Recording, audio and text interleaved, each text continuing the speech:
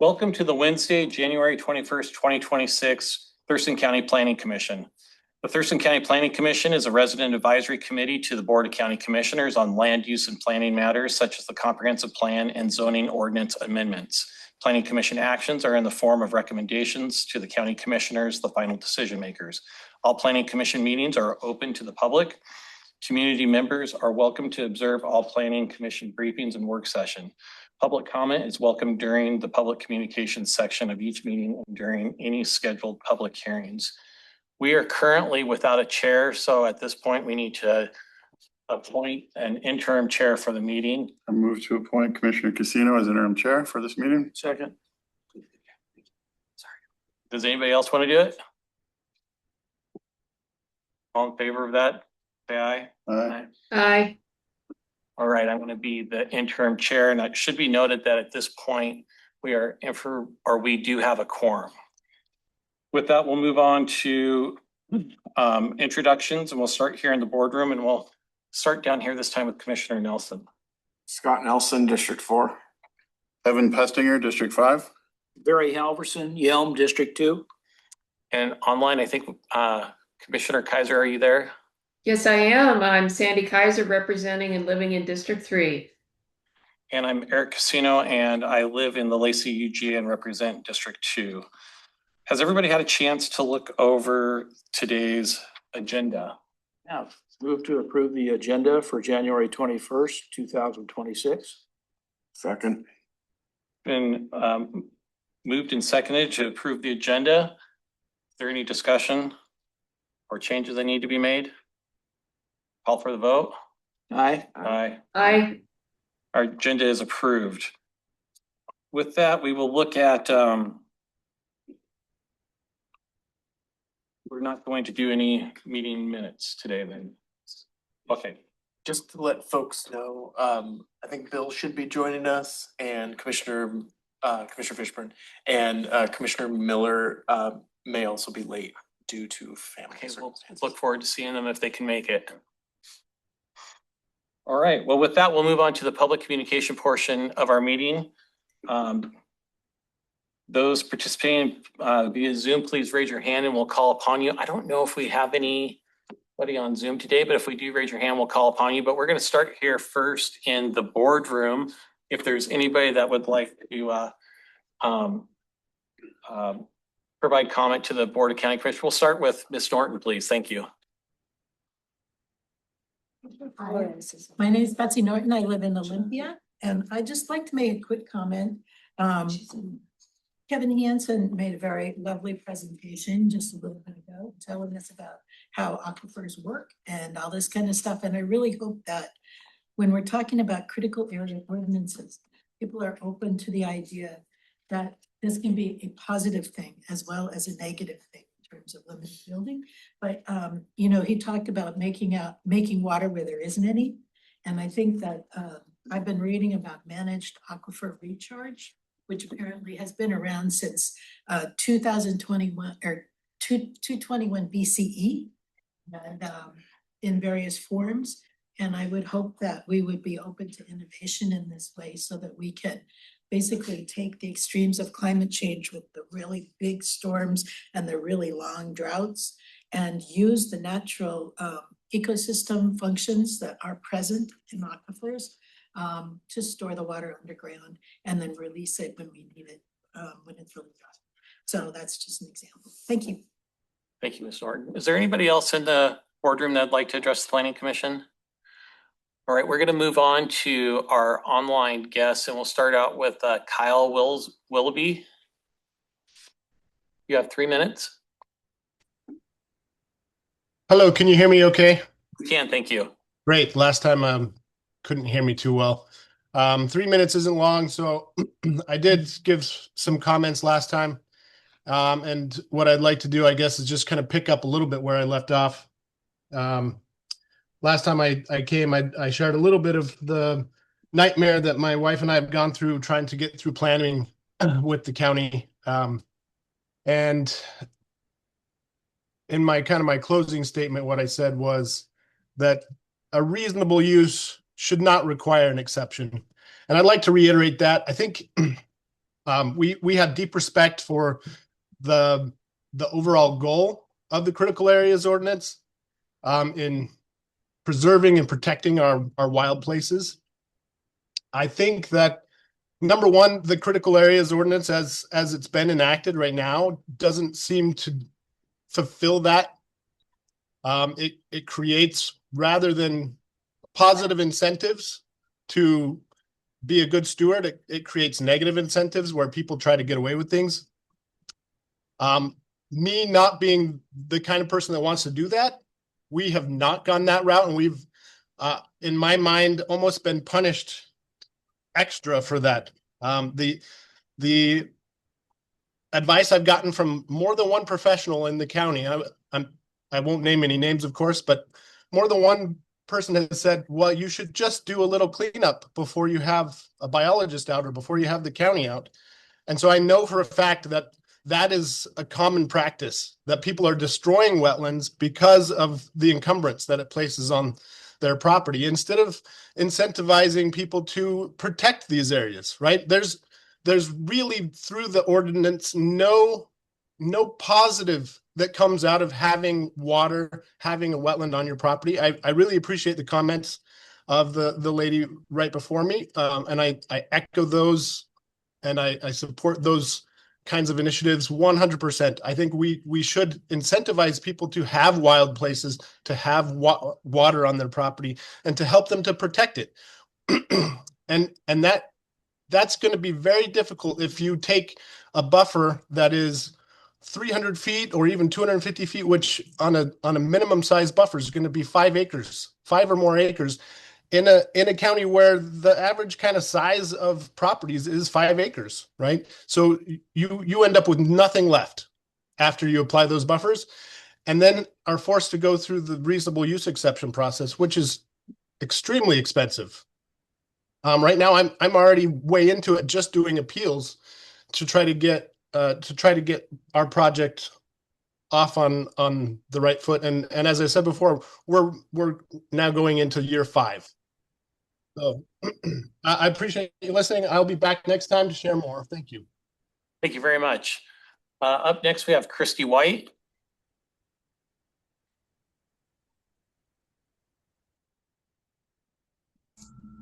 Good evening, commissioners. Can you hear me?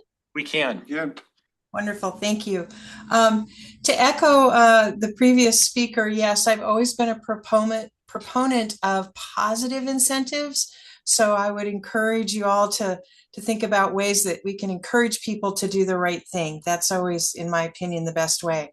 I'm sorry I'm not there with you this evening. The fog was so bad when I left, I could only see about 3 feet in front of me. So I had to turn around and come back. What I wanted to talk to you about tonight was a couple things.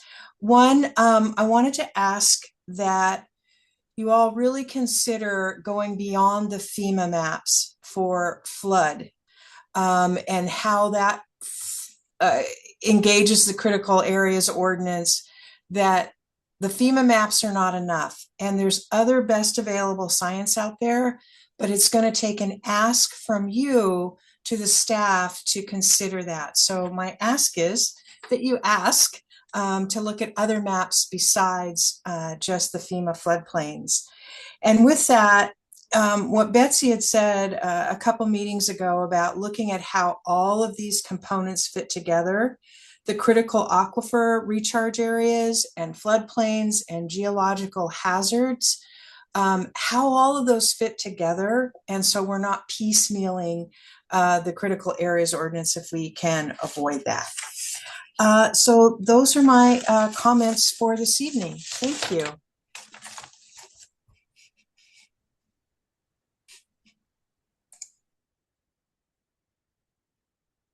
Great, thank you very much, Christy. Is there anybody else online that would like to address the Planning Commission? Or we'll give another opportunity if there's anybody in the boardroom that'd like to say anything. All right, we'll move on to our next item on our agenda, which is work session number 8 on critical aquifer recharge areas and best available science. And I believe Claire's going to do this one.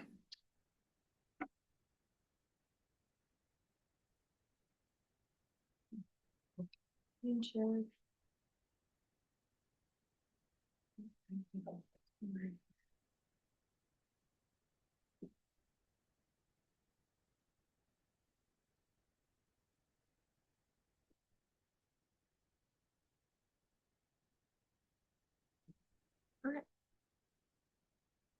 yeah, tonight's topic for the critical areas ordinance update, we're going to be going over critical aquifer recharge areas, getting an introduction into this is one of our 5 critical areas. So we'll be looking at an overview of the best available science we've compiled so far, and then opening up for discussion with the Planning Commission. Outline for the presentation, we're going to look at the functions, values of critical aquifer recharge areas, hazards to contamination, the effects of climate change on this critical area, the protection strategies that we can use under the CAO, and then time for discussion at the end. Here's the WAC definition for critical aquifer recharge areas, which I'm going to refer to as CARAs for the rest of the presentation because it's kind of a mouthful. CARAs are part of the environment where soil conditions and other factors help surface waters infiltrate into groundwater. Because water can infiltrate into the ground easily in these areas, they're important for replenishing groundwater resources and also susceptible to contamination. The most sensitive CARAs include areas with very coarse soil types, which allow for quick infiltration with little filtering of contaminants at areas near wellheads, which are called wellhead protection areas. You'll sometimes hear that as kind of a standalone term.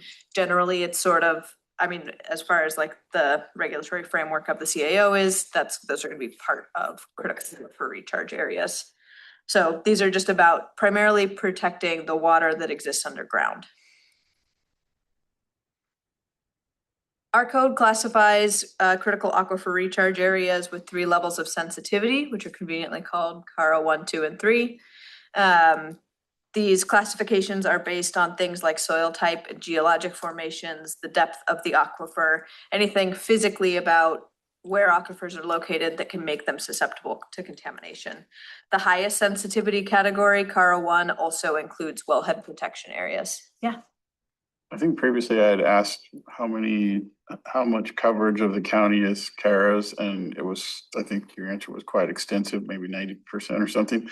Is it CARA 1, 2, and 3, like 30, 30, 30 of that, or is it a different breakout? We can pull up, I was planning on, once we're done with the slides, pulling up the actual map of CARAs, because yes, this is one that is on some level of CARAs on almost all of the county, especially looking visually. I don't know the number like percentage-wise geographically, but it's pretty striking when you open the map of Thurston County, it's all some shade of purple pretty much, besides some areas in the south. So we can take a little deeper look at the map. And CARA 1's the most sensitive? CARA 1's the most sensitive, so Yeah, it'll be that's easier to 50% or see when more. we get the map. It's hard to estimate visually, but we can look at the map and here. Thank you. So to give a quick example of what the 3 categories or some number of categories based on sensitivity is a pretty common strategy. It's what our current code does. Because we're doing a repeal and replace, doesn't necessarily have to be what the next code does. Pierce County, for example, doesn't really use a set classification like these, but they use specific features from their mapping resources to designate CARAs. Skagit and Kitsap only use 2 classifications. They just have CARA 1 and 2. And Skagit actually also includes seawater infiltration areas specifically in theirs, which I found interesting. Snohomish designates sole source aquifers and wellhead protection areas, and then also has 3 levels of CARA that are separate from, so they have like 5 categories.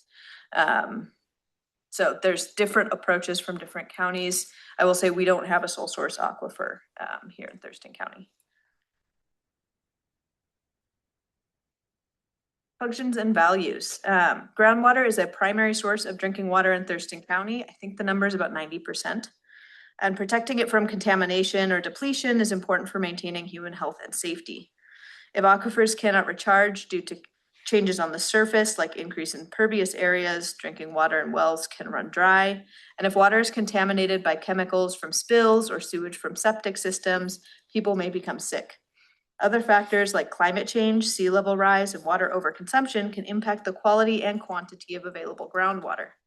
The critical areas ordinance can help when a specific development might impact a CARA, but there are other programmatic approaches that we use at the county that help mitigate impacts at a larger scale. And that's an important thing to remember with this one in particular, I think, because there are so many angles that it's such a broad, like obviously talking about our drinking water and water rights.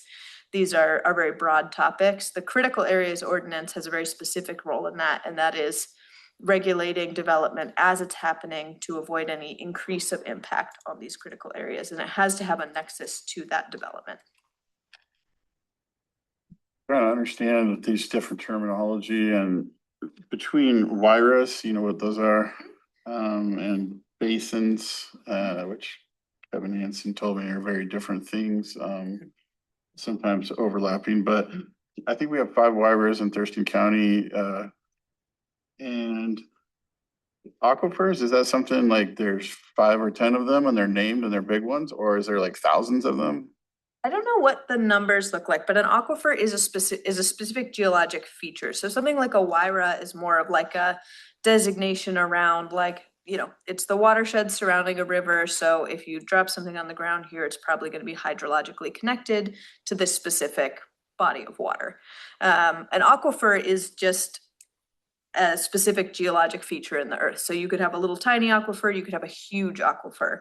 But it is essentially, you could picture it as an underground water body. And sometimes they're sitting in there, not under a lot of pressure, like there's space above.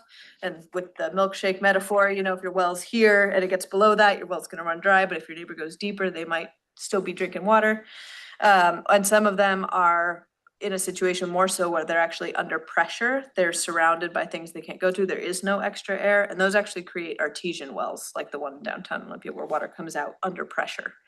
But they're individual geologic features. I don't want to get us on too much of a sidetrack. I know this is really speculative, but we've been talking a fair bit in past iterations about like hydrological storage as energy storage. And I'm wondering if there's any aspect of aquifer recharge that can be used in that context. In general, like I would imagine that constructed wetlands are beneficial for aquifer recharge, and that might be another value added to talking about constructed wetlands.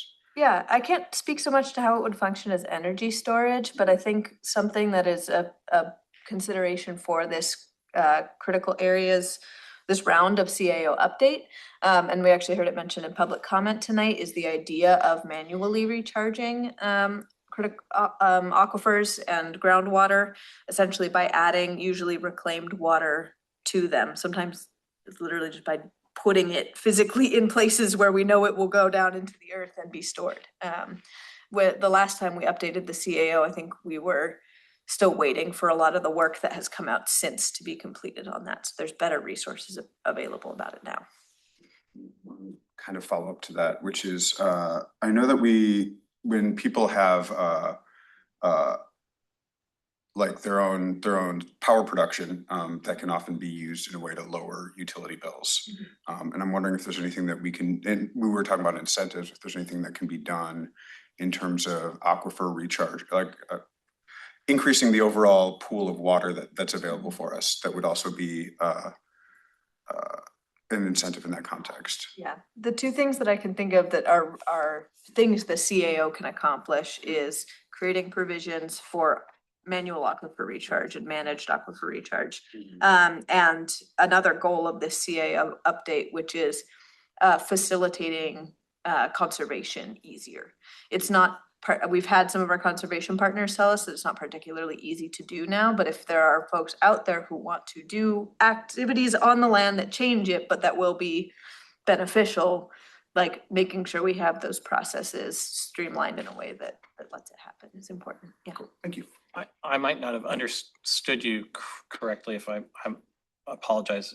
Are you suggesting that there are opportunities to manually recharge these aquifers if we made changes in our CAO? Yes.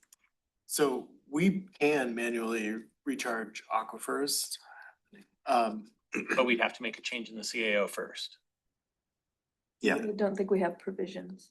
yeah, it was prohibited during the 2012 CAO update, so it's something that needs to be revisited during this update. Is that something that you've put in our work plan to discuss?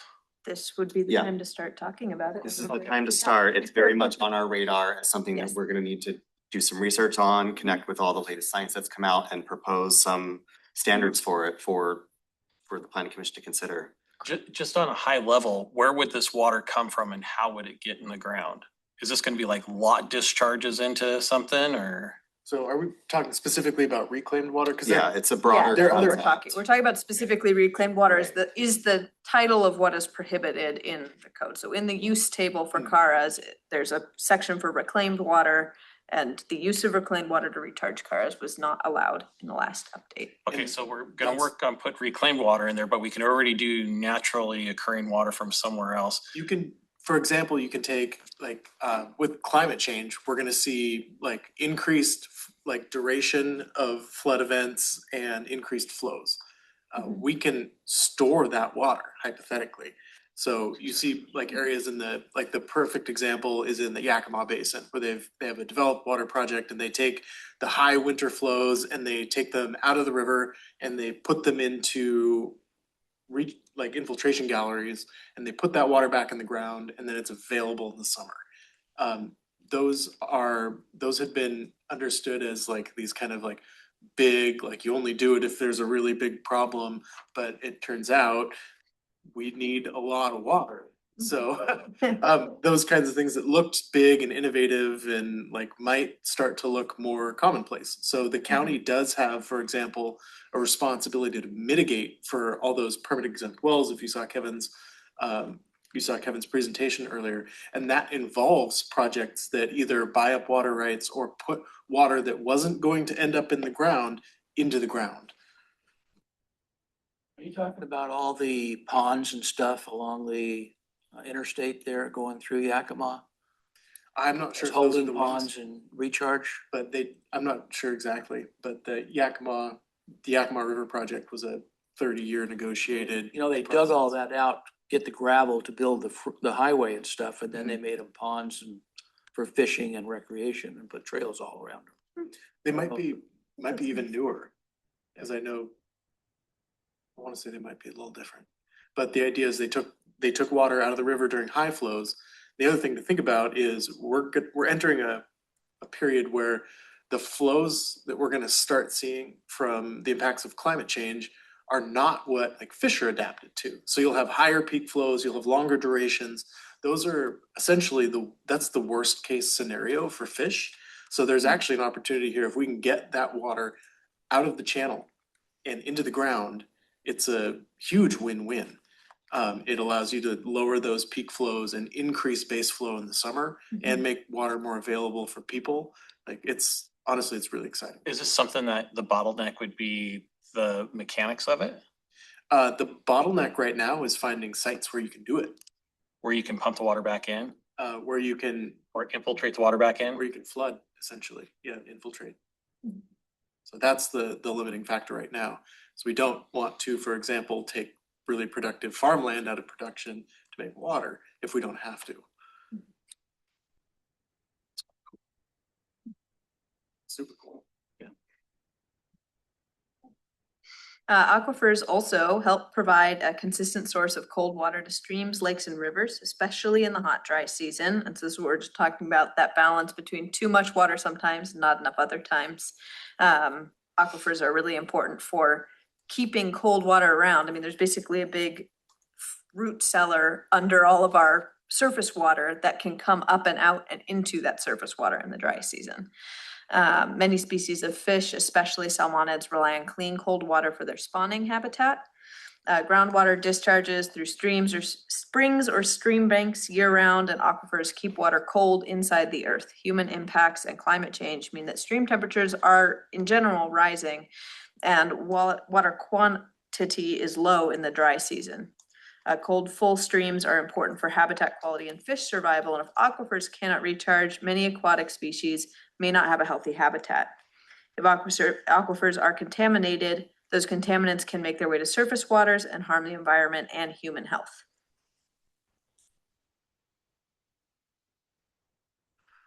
So contamination risk for CARAs, the vulnerability of a CARA to contamination is determined by two major pieces. The first is the CARA's actual susceptibility to contamination, which is determined by what's called the geologic setting of the aquifer. And that's everything going on around it. It's the depth of the aquifer, geologic formation, soil types, what's happening on the surface, the vegetation, and even things like weather patterns, like we're talking about with these different rainfall patterns with climate change. The second is the possibility of contamination, as in the actual existence of a threat of contamination. Threats of contamination can come from many kinds of human development and include things like contaminated runoff, chemical spills, and failing septic tanks. Part of the strategy for protecting CARAs is to ensure that high-risk activities are kept away from susceptible areas and the proper mitigation efforts are used to reduce that risk. So the problem that you run into with this managing this type of critical area is if you have a high vulnerability near a high risk. If the risk is in an area that's not as vulnerable, that's more okay. Or if you have a very vulnerable area, but it's not covered in contamination risks, that's also better. So that's what we're looking for when we regulate these things. Yeah. I know we're not exactly an arid desert, but what risk of evaporation do we have?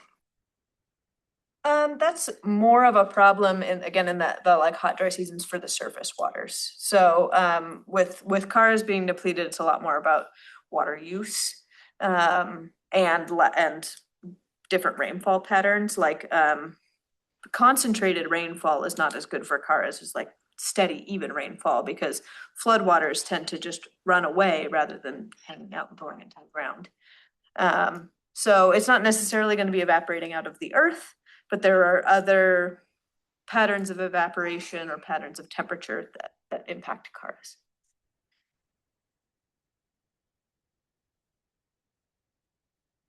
Speaking of, climate change can impact CARAs in a lot of ways, as can human development on the landscape. Climate change affects the timing and intensity of precipitation, often resulting in hotter, drier summers and more intense rainfall events in rainy seasons. Intense dry seasons can require people to draw more out of groundwater, especially for watering crops, and disrupt surface water features like wetlands, which can have a recharging effect on aquifers. Intense rainfall in the wet seasons, combined with increased impervious area from human development, can lead to high peak surface flows and flooding. In this case, more water moves across the surface and through rivers and streams to the sea rather than infiltrating into groundwater to be stored. And when flooding occurs, floodwaters can become exposed to contaminants and then carry those contaminants to both surface waters and groundwater. Sea level rise can also cause saltwater infiltration into aquifers, making the water inside unsuitable for drinking or watering crops. And wildfires can actually release airborne contaminants that settle into groundwater and surface water. And the loss of forest to wildfires can increase fast-moving runoff after rain, decreasing the amount of water available to infiltrate into aquifers.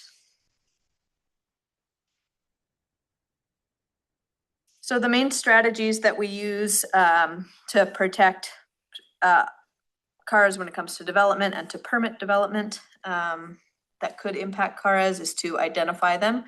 We do so with our geodata maps. At the end of the slides, I'll pull up the one that we have for CARAs. And then we limit, condition, regulate, or restrict certain types of development in the CAO. So there are things that are prohibited, for example, like in CARA 1s, because they're too risky. And that's what I was talking about with that susceptibility versus the actual threat. We don't want those threats like industrial processes that use harmful chemicals to be happening above soil that is known to infiltrate very quickly, or on top of an important wellhead or something like that. The Washington Department of Ecology recommends the following steps to regulate development to protect CARAs, and these are identifying where groundwater resources are located, which we do with geodata. Analyzing the susceptibility of the natural setting where groundwater occurs. That's kind of where that designation process comes in. So that's our CARA 1, 2, and 3. Inventory existing potential sources of groundwater contamination. That's not necessarily something that CAO does, but we do try and manage those sources through restricting or conditioning development in certain places.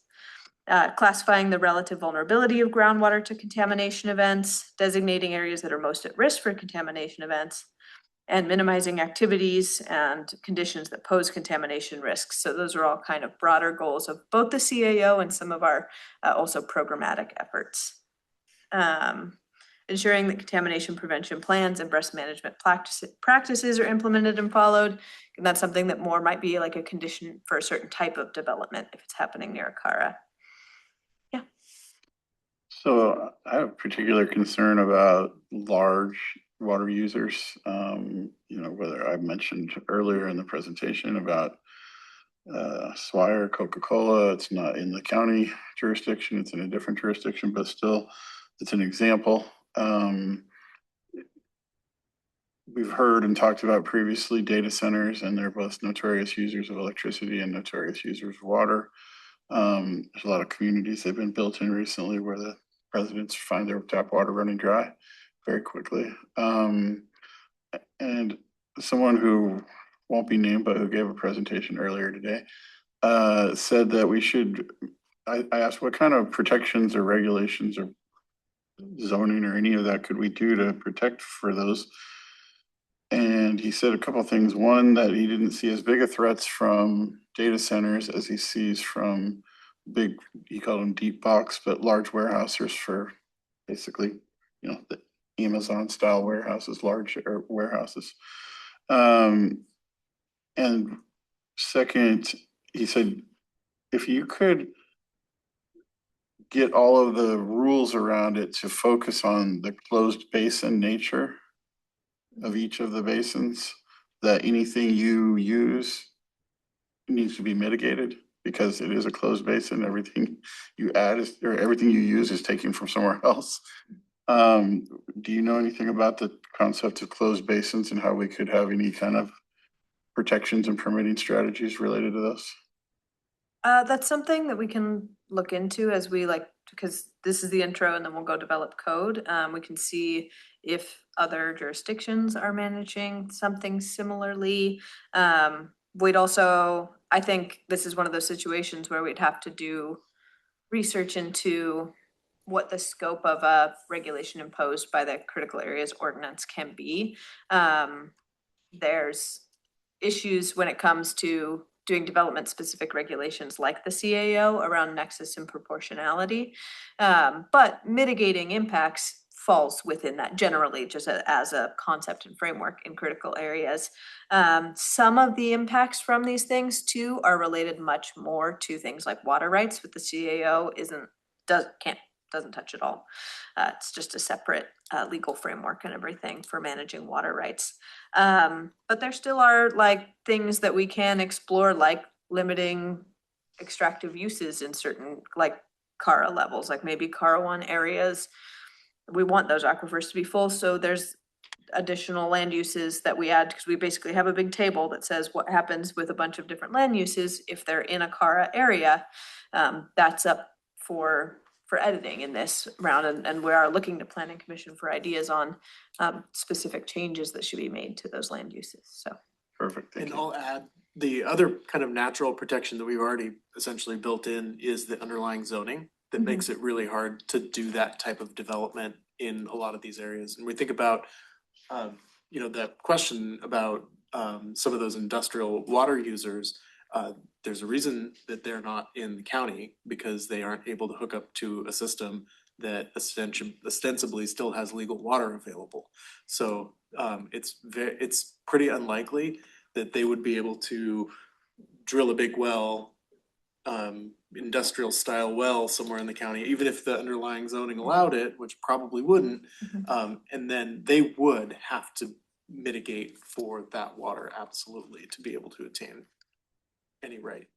yeah, a lot of rural zones like RRI, which we've talked about here over the past year, they have specific language in them about the uses not requiring urban utilities. And I think that is a pretty strong limiting factor on some of the major water uses just from a zoning standpoint. So we built a ton of protections in kind of as we've gone already. Are we still planning on having most of our joint planning deciding UGA's critical area ordinances or the effect of critical area ordinances by joint planning the UGAs? I mean, obviously we have full control over rural county, but UGAs are where a lot of this stuff, development is happening. What is going to be the controlling code for the UGAs specific to critical areas and CARA protections?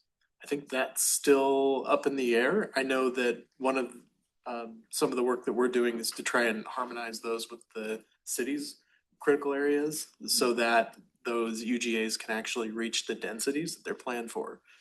So I know that's a hope and a dream at this point. But we were still thinking of adopting those by reference instead of. I think that's, I don't think that's decided. So, and It may not be part of this planning effort, right? It might come later. Yeah, it is a separate planning effort. We should assume, I guess, at this point that Yeah. this will be the whole county, but I know that in general, as just a broader goal and trend in joint planning. I know the topic kind of came up last Yeah. week when we were here, and it's not decided yet, of course, but well, I guess you guys know what my opinion is on that kind of thing. yeah, we've been discussing how to react to the input that we got.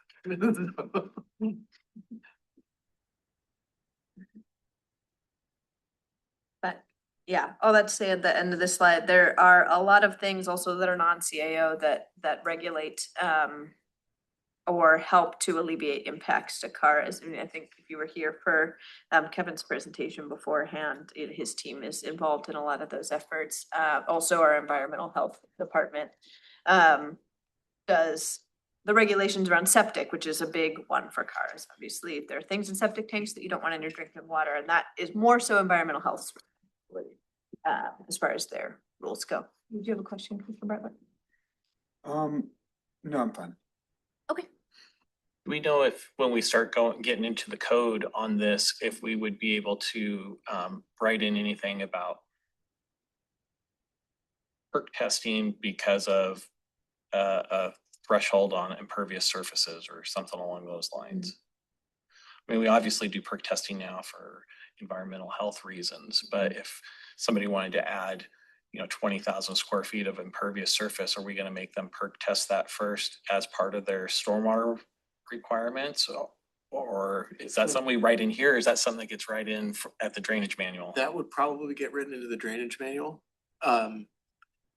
And I'm not, it probably depend on the project, but from my experience, usually you have to actually know what the soil is going to do to design your stormwater management. A lot of the county development, single family residential on a 5-acre lot, it's gonna be really easy to assume you're gonna be able to fully disperse that and it's gonna infiltrate. Some of the more intensive developments, I think like you're thinking about, you'd have to have a geologist, engineer on site to actually prove that your system is gonna. So you think those protections are probably gonna come from the drainage manual before they'd come from CAO? Yes, yeah, Okay. that's usually the way it works. I'm not super familiar with Thurston County's drainage manual, but that is the way that Ecology's manuals worked and their equivalent, so. Okay. Yeah, and that's a good point. That's another one of those non-CAO Something about septic.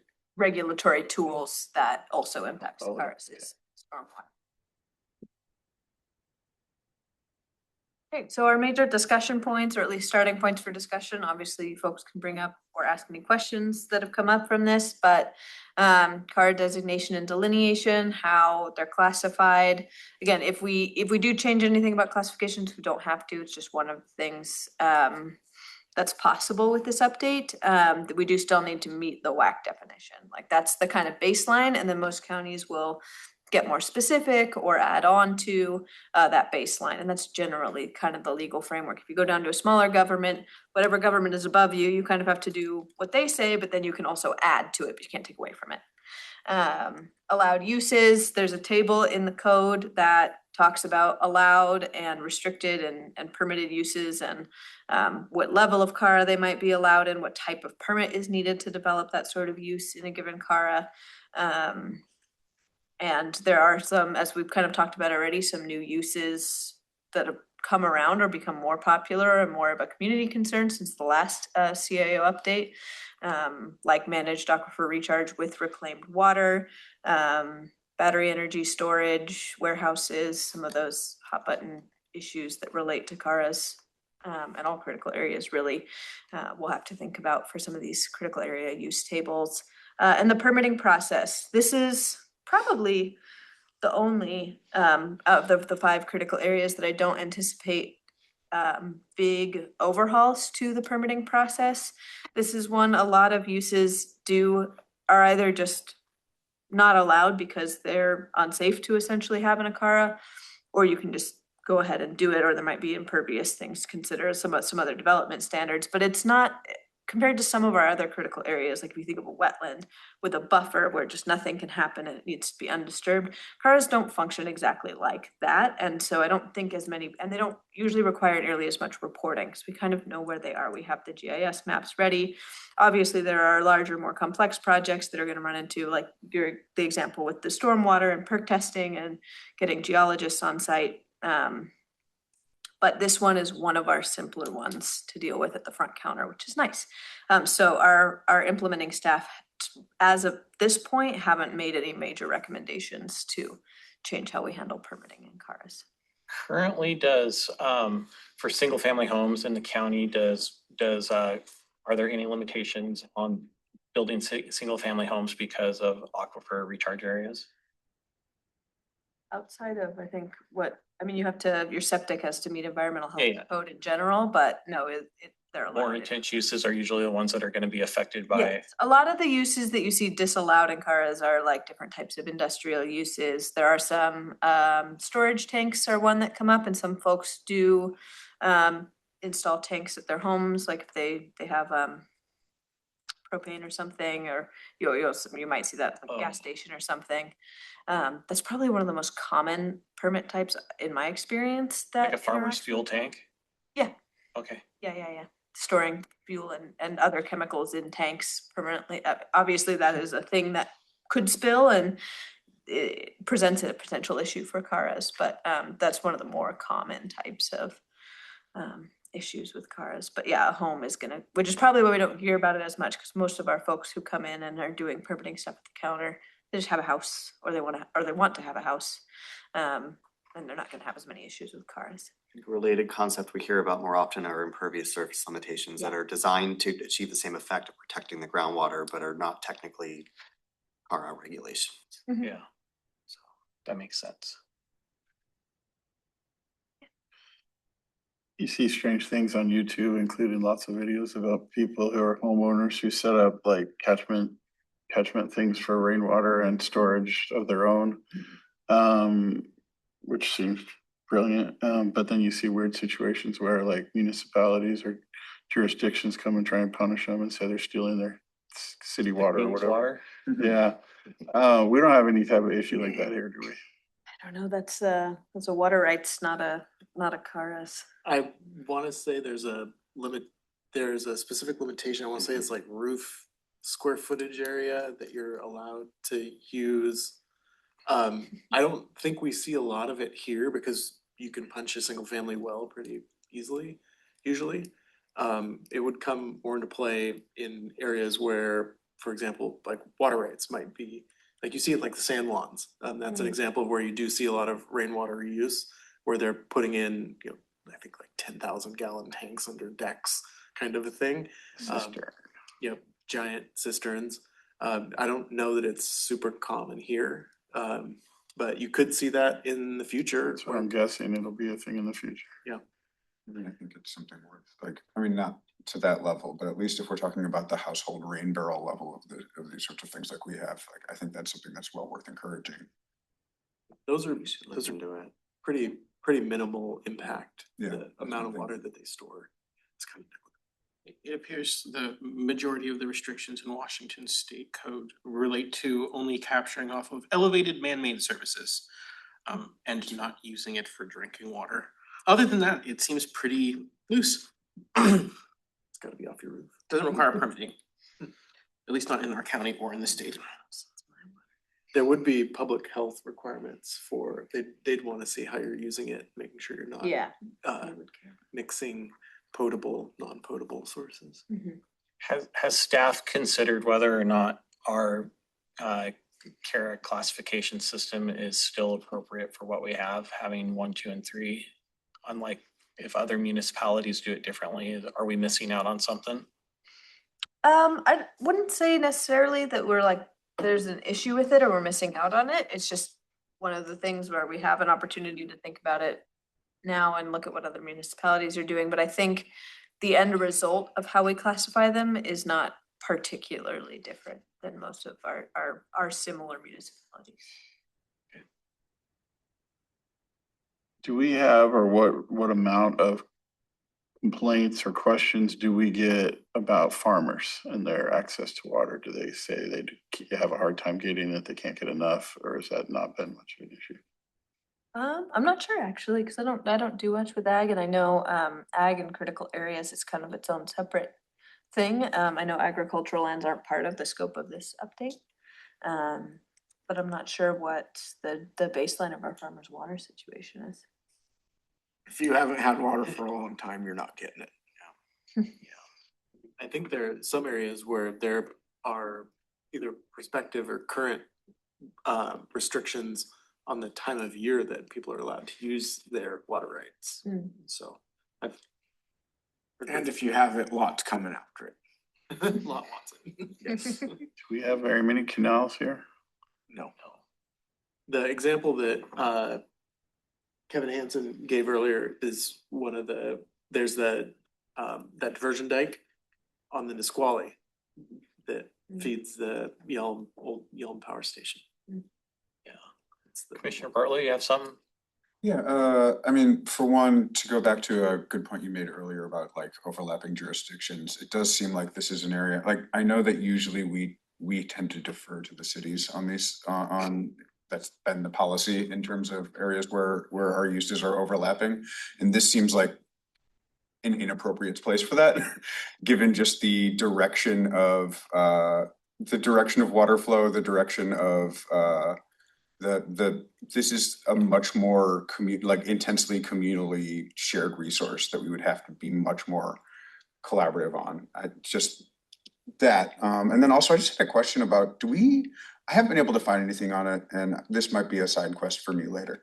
But do we know anything about like stegofauna in like the Western Washington area? Like species here that live in independent, like primarily like in subterranean aquifer areas. I'm just wondering if that's like a complication we have to worry about at all.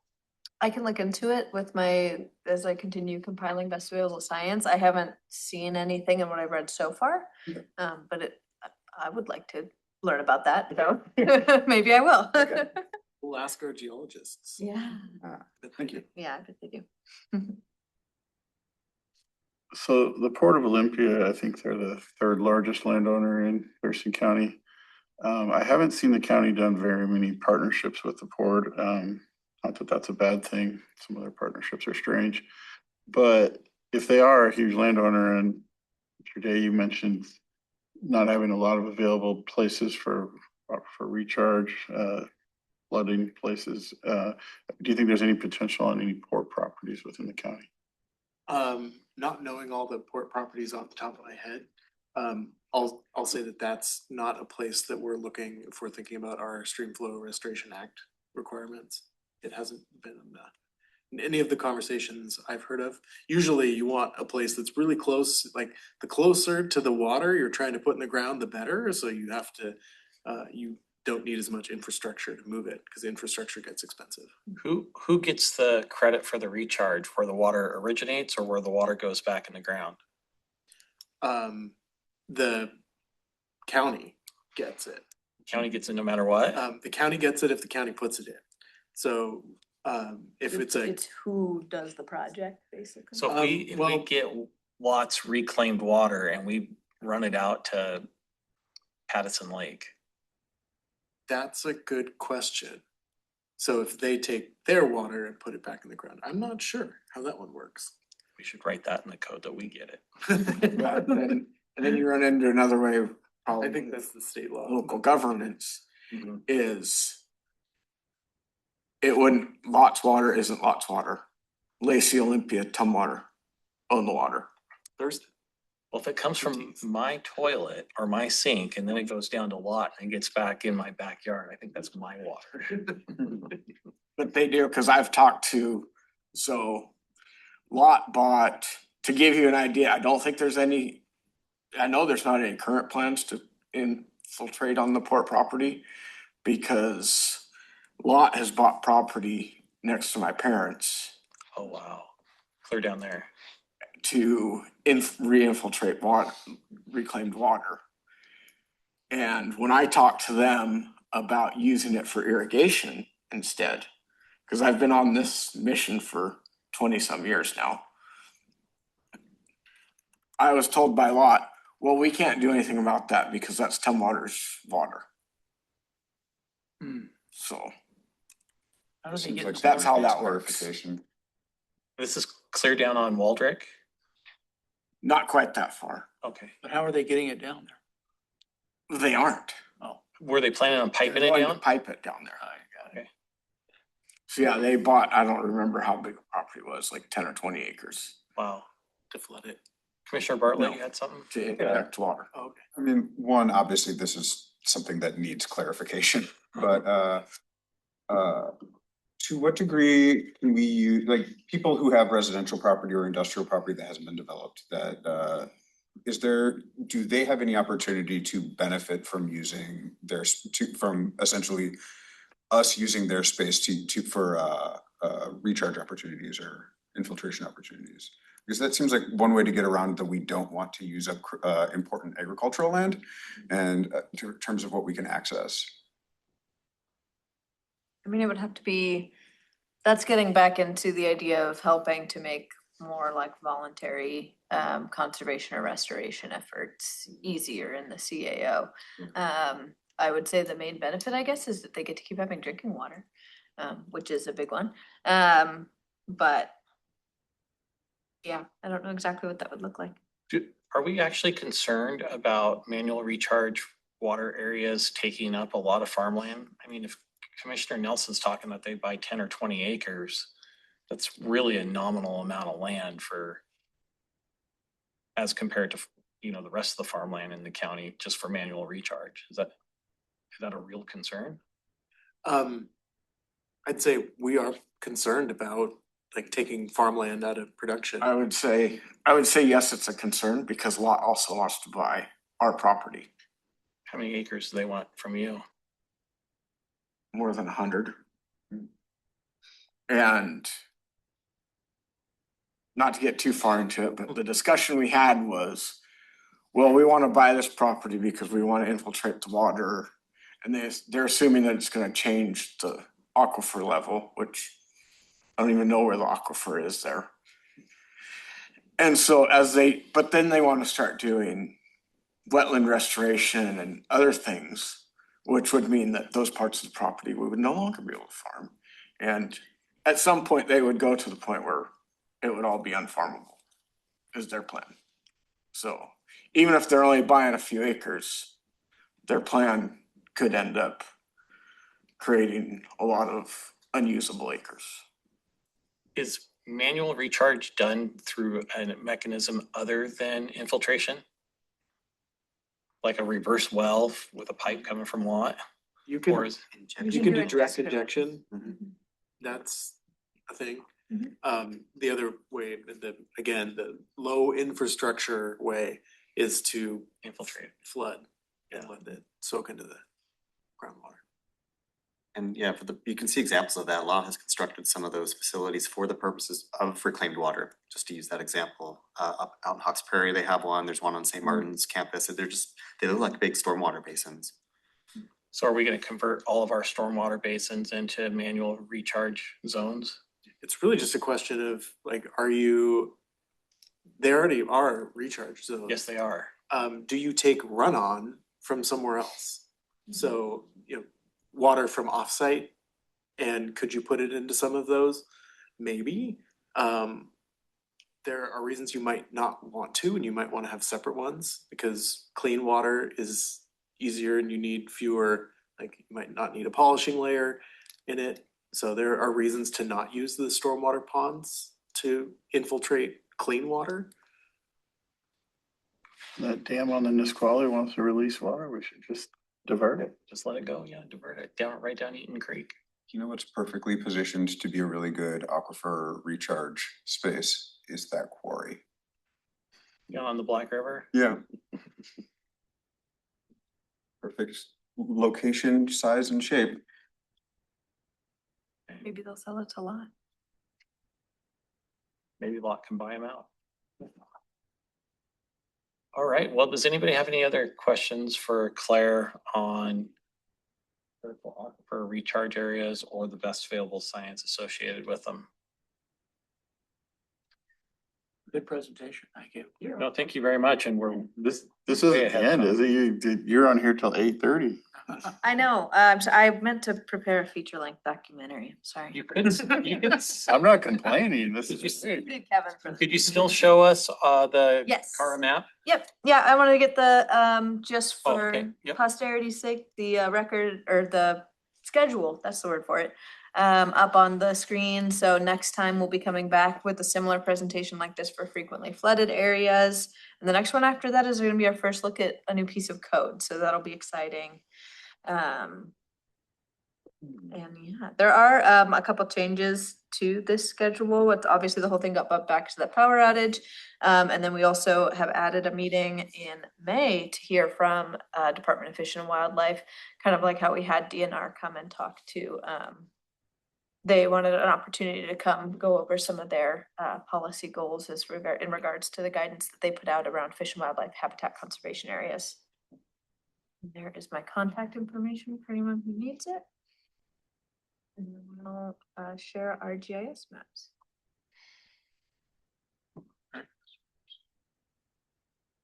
Oh, yes, Commissioner Miller is attending on the phone, but is not able to be made a panelist.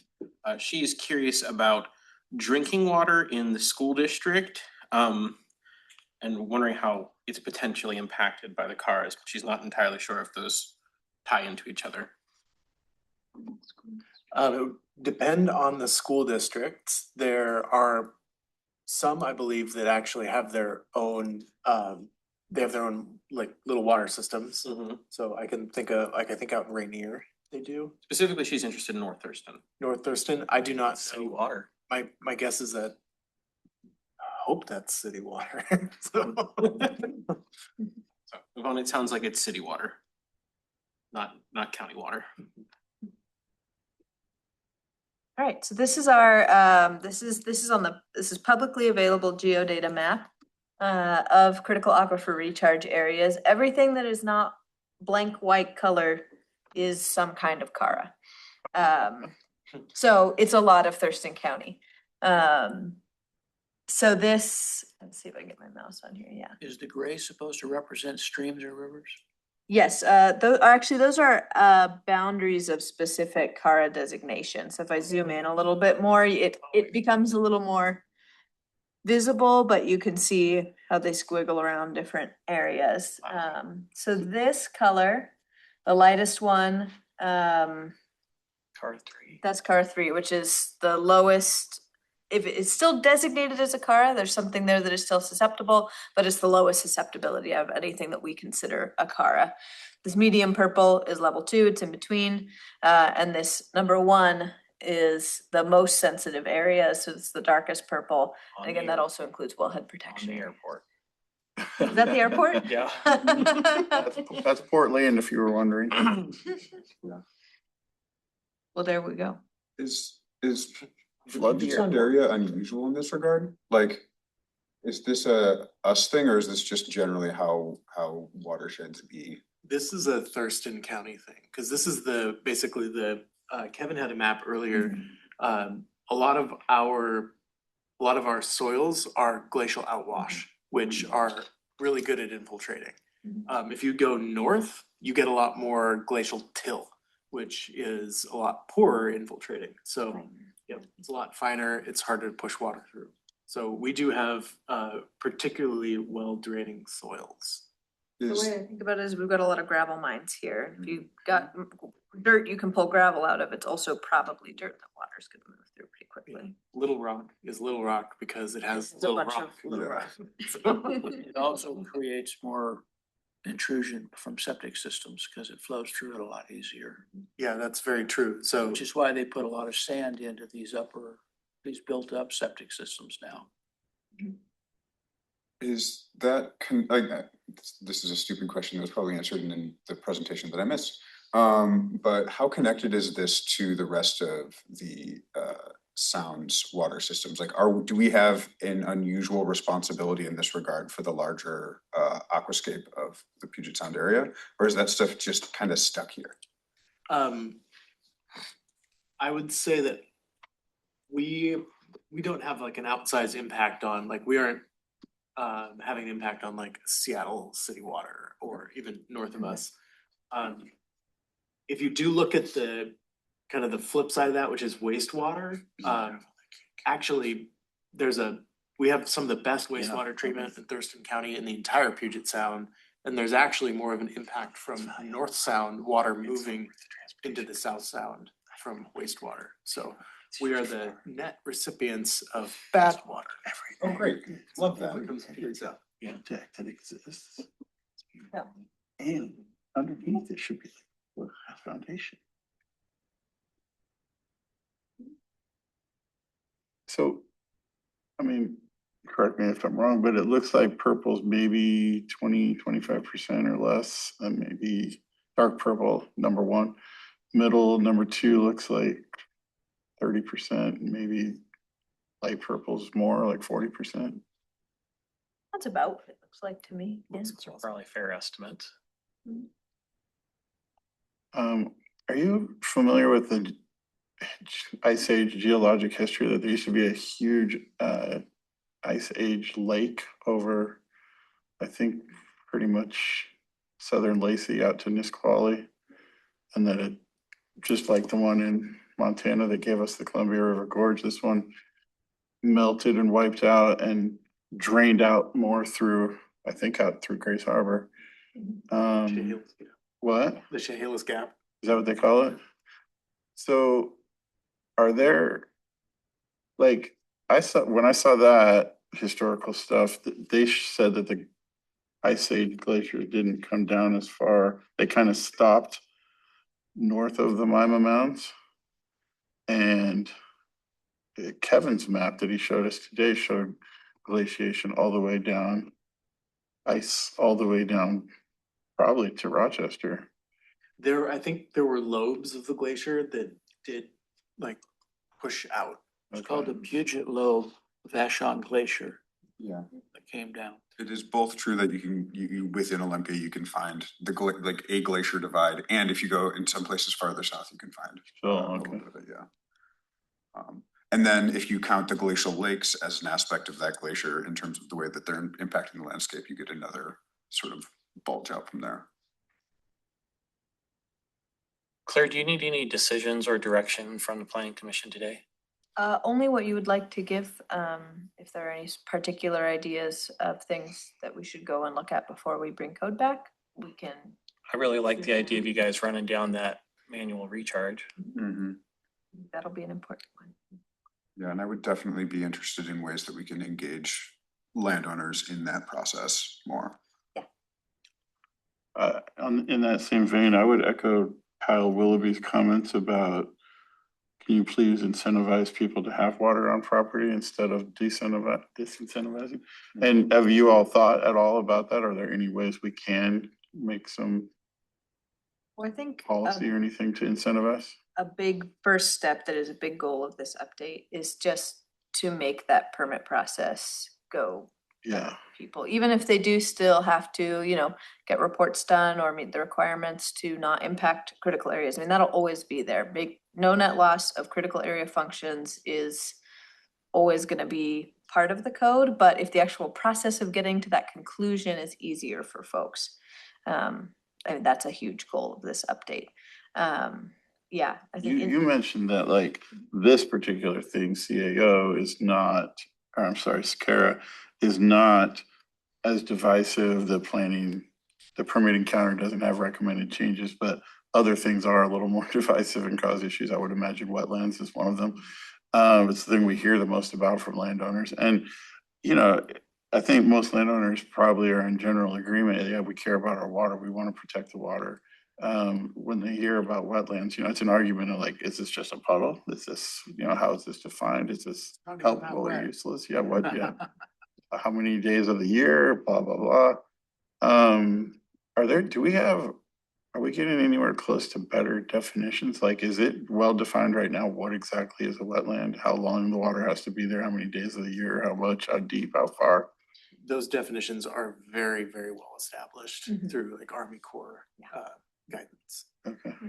Yeah, and we have these, I think we've talked about these a little bit on other critical areas, but basically there are agencies that have a general responsibility tied to each of those 5 critical areas. So for wetlands, it's ecology. They have 2 big, well, they've got a whole manual on actually doing the regulations, and then they've got whole manuals on what the actual biologists should do when they go out and look at a site. They've got big, and all of that is really specifically parsed out. And it gets very like biological. It's, you are looking for certain species of plants, you are looking for certain features on the ground.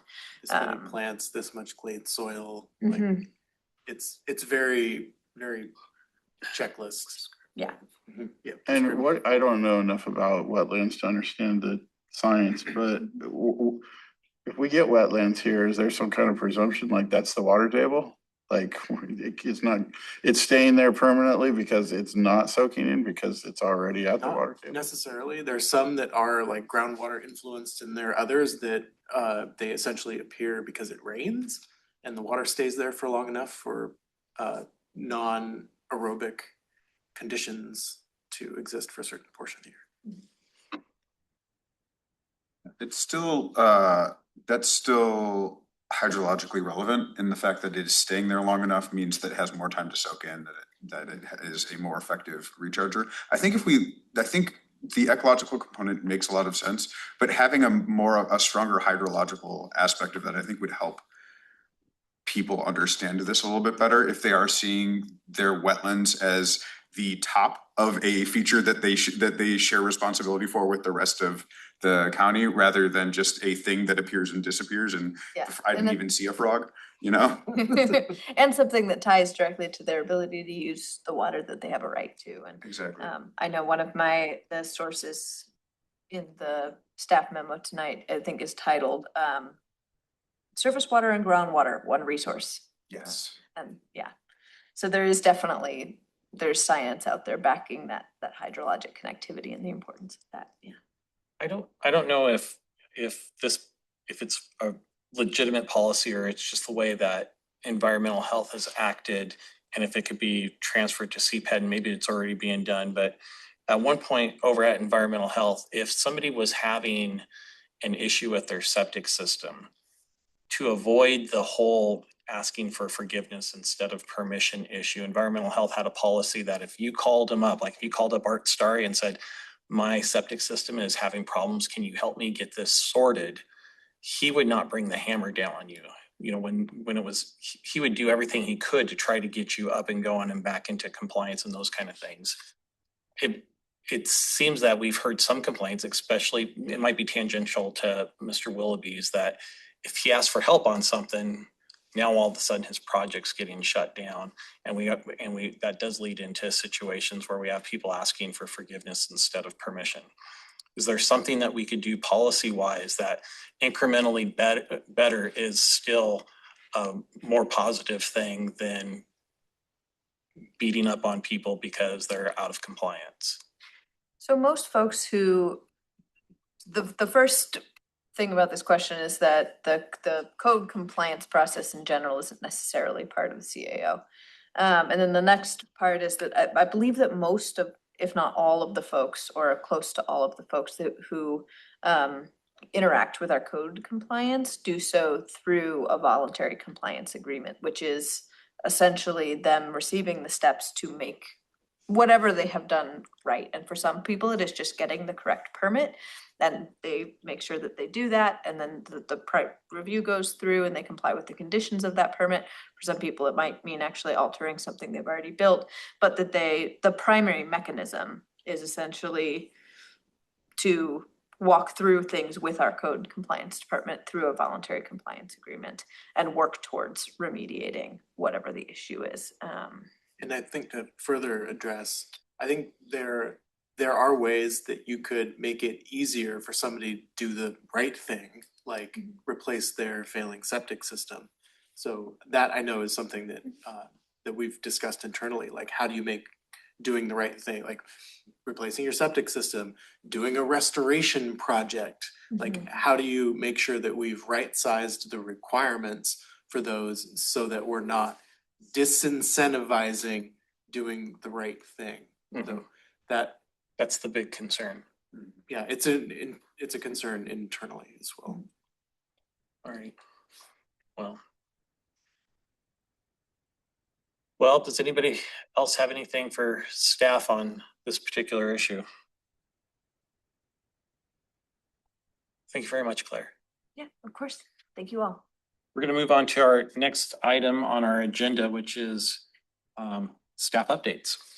So handful of updates for you all. I think we had made a commitment to come back with more information on the docket process as it is shaping up. I don't know that it's finalized, but the plan currently will be to have for the board, we're gonna be having work sessions with the board first on the docket items that we went through last time.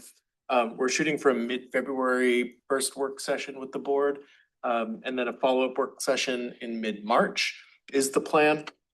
And then with the hope of a late March adoption. Those are essentially, we don't control those timelines. We get input on them, but that is the board. And the board gets to work through those. But that's the update on kind of where the next steps in the docket process are. Technically, we'll be opening public comment period for the adoption, but it's actually open right now. So we're able to get comments from the public on the docket update as we go along. So we know that people like to have iterative touch points with our work, so allowing for that. Any questions on docket? We really appreciate the input and we're really excited to be able to bring that forward to the board. So I'm glad that you guys looped us back in. we're really excited about that. So one other thing, this is just a question for you all. We'd been discussing it internally a little bit and wondering if it would interest the planning commission to put a regular agenda item on that we spend something like 10 minutes doing a public comment debrief. So if questions come up for you all during public comment, or there are things that maybe you all want us to dig into, we could do a debrief on some of the public comment and make Kind of them like the speak. county manager update, huh? What's that? It's kind of like the county manager update. This Yeah. is- so, but if that's of interest to folks, we could add that to the agenda.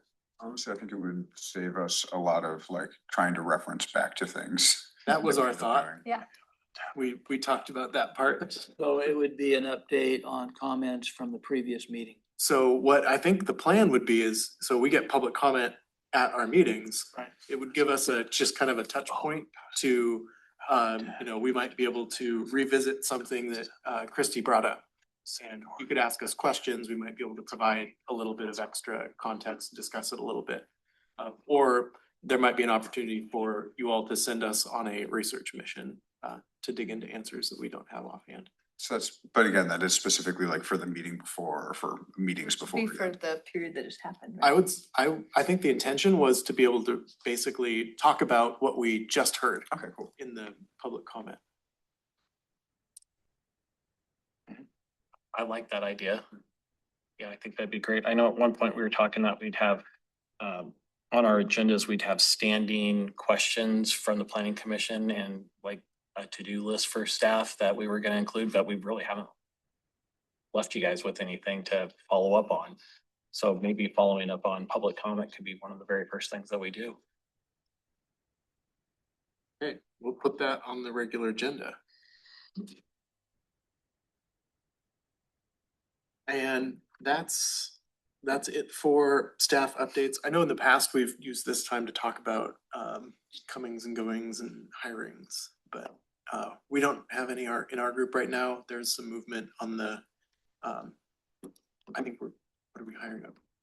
Permit? Tech on the other side. Permit tech and associate planner.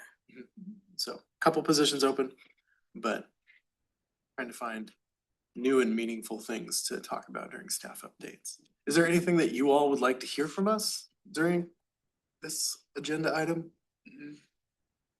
I think telling us what you're going to, stuff that has come through here, if you're gonna be bringing it to the board in the Okay. next couple of weeks, you know, if you got a work session plan for something that we touched, I think letting us know about that would be great.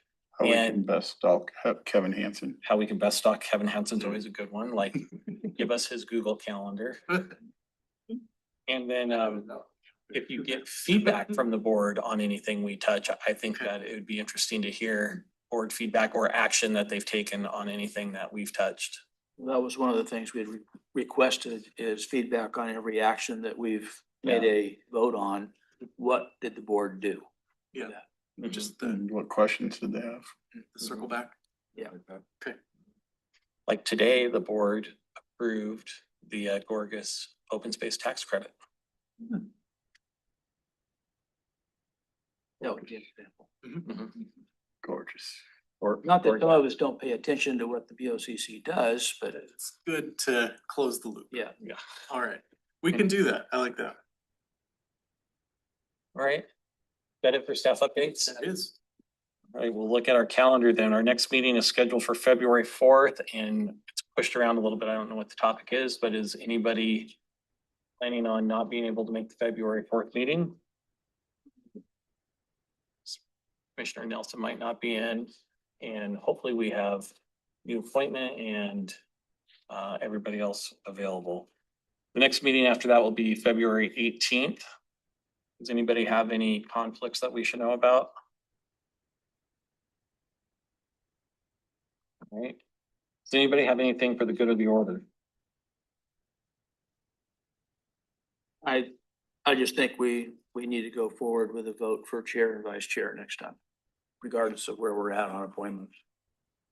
All right. I mean, we'll be in February. If we start doing chair and vice chair, do we still have to taking nominations now, or can we do them all in the same meeting that we vote? Mr. Parliamentarian. We can do them in the same meeting. I also, well, I appreciate Barry's thing. I don't feel a sense of urgency, but We if can vote people on that want to next do week. that, yeah, so be it. Vote on that next week, whether or not we do it, and then wherever it goes from there. Good with your interim leadership. Anybody else have anything for the good of the order? All right, having no further business, this meeting is adjourned. Sweet.